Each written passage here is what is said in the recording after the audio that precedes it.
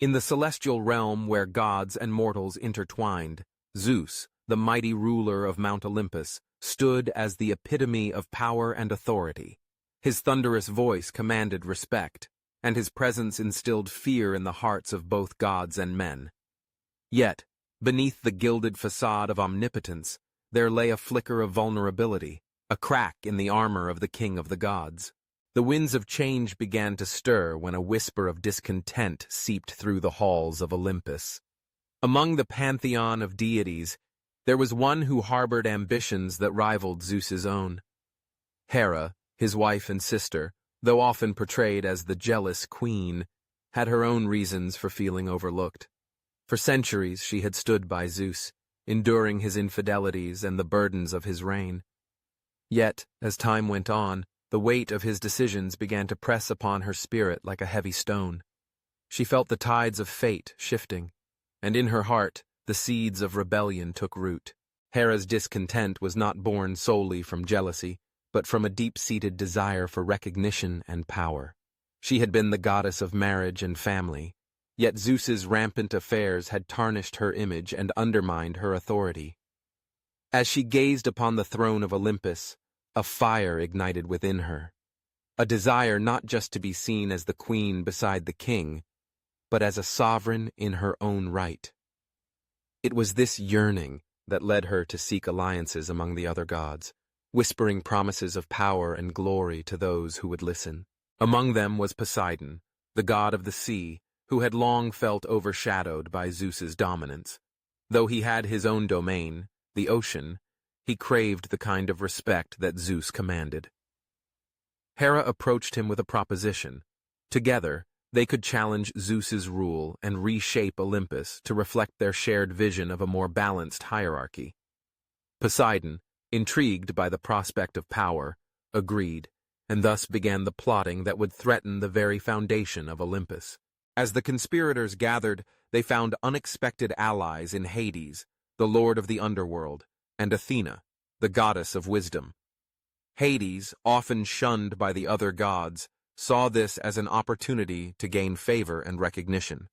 Athena, though loyal to her father, was drawn to the idea of a new order that would prioritize wisdom and strategy over brute strength. Together, they formed a coalition that would challenge Zeus's reign. Unbeknownst to Zeus, who was preoccupied with affairs both divine and mortal, the storm of rebellion was brewing just beyond his sight.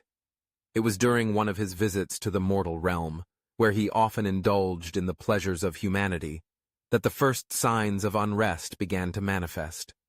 The skies darkened, and the winds howled as Hera and her allies prepared to strike.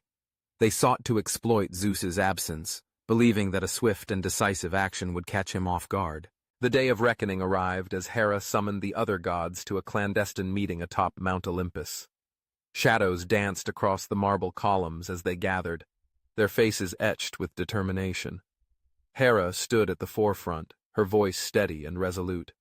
She spoke of the injustices they had endured, the neglect that had festered beneath Zeus's rule, and the need for a new order, a council of equals rather than a hierarchy dictated by one. Poseidon, with his commanding presence, added weight to her words. He spoke of the seas and the storms, of the power he wielded that had long been overshadowed by Zeus's thunder. The murmurs of agreement rippled through the assembly, and the air crackled with the promise of change. Hades, too, lent his voice, reminding them of the souls trapped in the underworld, longing for liberation from the whims of the living gods.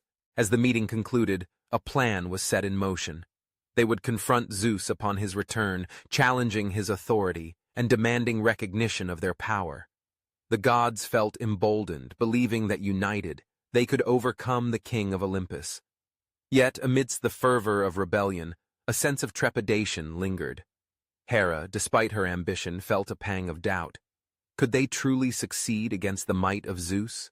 When Zeus returned to Olympus, the atmosphere was thick with tension. He sensed the unease among the gods, the furtive glances exchanged in the hall. His instincts, honed over centuries of ruling, alerted him to the brewing storm. As he ascended to his throne, the weight of his crown felt heavier than ever, a reminder that even the strongest can falter. Hera, emboldened by her allies, stepped forward. The moment had arrived, and her heart raced with a mixture of fear and exhilaration. "Zeus," she began, her voice unwavering, "we must speak of the balance of power in Olympus. For too long, you have ruled alone, and it is time for us to have a voice." Zeus's brow furrowed, and the air crackled with tension. "What is this foolishness, Hera? You dare challenge my authority?" His voice boomed, resonating through the hall like thunder. The other gods shifted uncomfortably, but Hera stood her ground. "It is not foolishness, my lord, but a necessity. We have watched as you've wielded your power without regard for us. We are not mere shadows in your light. We are gods in our own right, deserving of respect and recognition." The confrontation escalated, words exchanged like daggers. Zeus's fury ignited as he realized the depth of their discontent. He had always seen Hera as his equal, yet her words cut deeper than he anticipated. "You would conspire against me? After all I have done for you, for Olympus?" His voice trembled with a mix of anger and betrayal. Hera's heart ached at the pain in his eyes, but she pressed on. "It is not betrayal, Zeus. It is a plea for understanding. We seek a council, a shared authority, where each of us can contribute to the fate of Olympus." The tension in the hall reached a boiling point, and the other gods began to take sides. Athena, torn between her loyalty to her father and her desire for change, hesitated. Poseidon's voice rang out, echoing Hera's sentiments. "We are stronger together, Zeus. Your reign has brought chaos. We can bring balance." As the debate intensified, Zeus felt a flicker of doubt creeping into his heart. The gods he had ruled for eons were turning against him, and for the first time, he questioned whether he had been just in his reign. Was he truly the benevolent ruler he believed himself to be, or had his power blinded him to the needs of those he loved? In that moment of vulnerability, Zeus's thunderous voice softened. "What do you propose?" The question hung in the air, laden with uncertainty. Hera, sensing the shift, stepped closer, her eyes filled with determination. "We propose a council of gods, where decisions are made collectively. Let us share the burden of leadership so that no one god bears the weight alone. Together, we can guide Olympus towards a brighter future." The proposal resonated with some, but others remained skeptical. Hades, ever the pragmatist, voiced his concerns. "And what of your authority, Zeus? Will you relinquish your throne?" Zeus's heart raced as he contemplated the implications. The throne had been his for so long, a symbol of his power and legacy. Yet in his heart, he knew that something had to change. Perhaps the true strength of a ruler lay not in their ability to command, but in their willingness to listen. "I will not abandon my throne," he declared, his voice steady once more. "But I will consider your proposal. We shall form this council, but I will remain the king. This is my realm, and I will protect it." The gods murmured among themselves, weighing his words. Hera felt a surge of hope, believing that this was the beginning of a new era for Olympus. Yet, the seeds of dissent had already been sown, and the fragile alliance could easily fracture. As the days turned into weeks, the council was formed, and discussions began.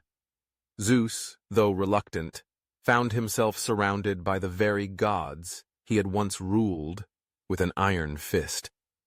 The dynamics shifted, and the power he once wielded so effortlessly began to dissipate.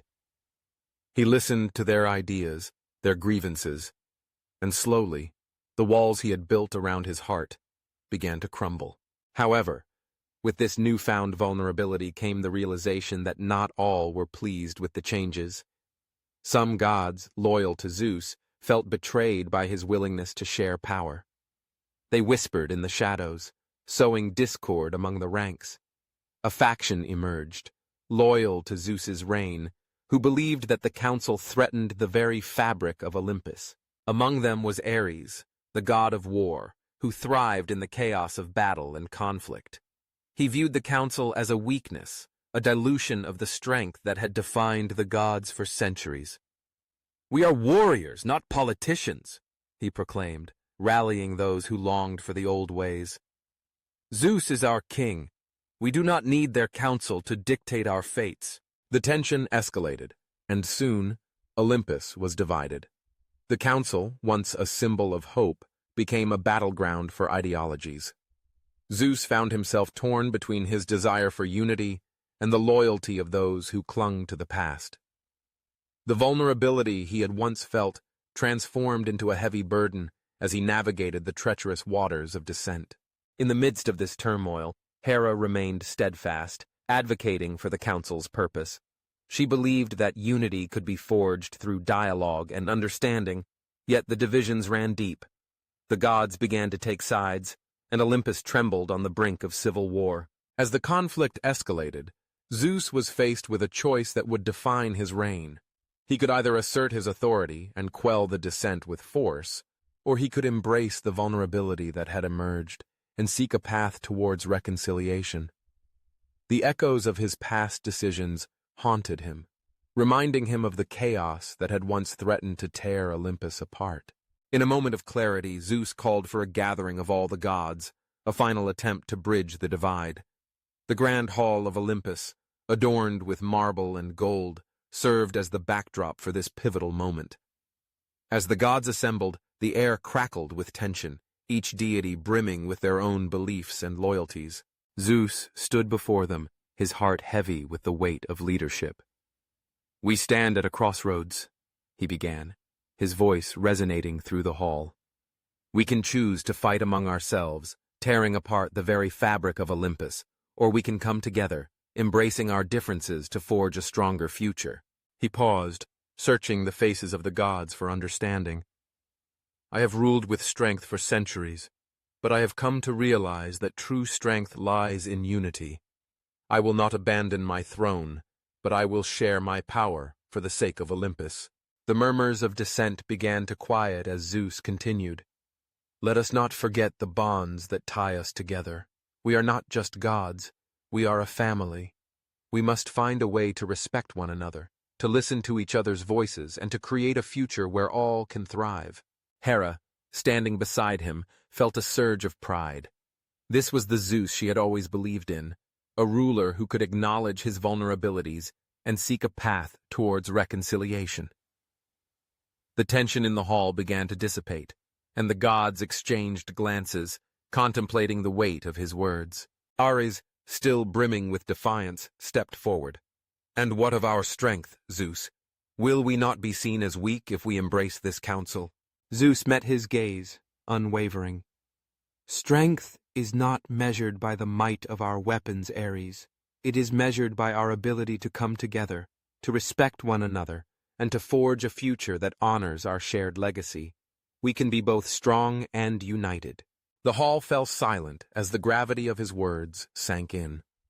Slowly, one by one, the gods began to nod in agreement. The tides of dissent began to shift, and the possibility of unity flickered like a distant star. In that moment, Zeus felt the weight of his vulnerability transform into a source of strength. He had faced the challenge to his reign not with brute force, but with the courage to listen and adapt. The council would not be a threat to his authority, but rather a testament to his growth as a ruler. As the gathering concluded, the gods began to embrace the idea of collaboration. The council would become a space for dialogue, where each deity could voice their concerns and aspirations. Zeus had faced the challenge to his reign, not as a tyrant, but as a leader willing to evolve. In the days that followed, the council met regularly, forging alliances and crafting policies that reflected the collective wisdom of the gods.